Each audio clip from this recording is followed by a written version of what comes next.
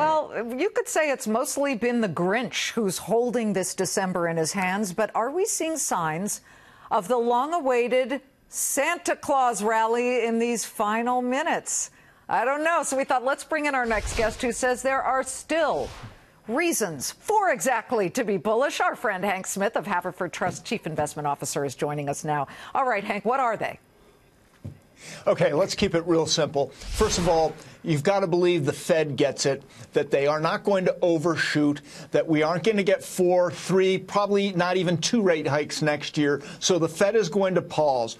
Secondly, the tariffs as a headwind are going to dissipate, and negotiations are going to come through with China in early 2019, and that will improve confidence, which will lead to business investment. Thirdly, stocks are not overvalued.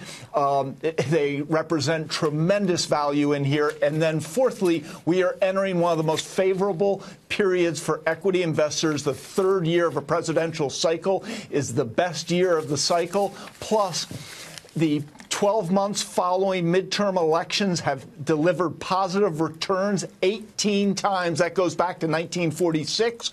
So this sell-off now, you can think of it this way, is setting the table for those historical trends to play out. Okay, so here they are on the screen. I want everybody to take note of these. And earlier, and we don't have to go back to them, but we already showed some of your picks. And you say bet on the Dow, the J.P. Morgans of the world, the Apples of the world. And Apple is in correction right now, so you would be buying it at a much lower price than just about a year ago, correct?